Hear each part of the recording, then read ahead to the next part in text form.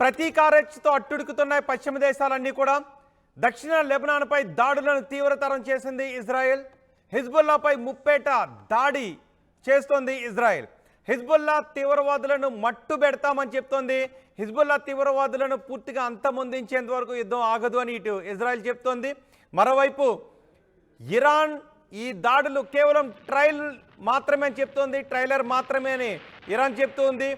ఇప్పుడు దక్షిణ లెబనాన్పై దాడులను ఇజ్రాయెల్ తీవ్రతరం చేస్తుంది.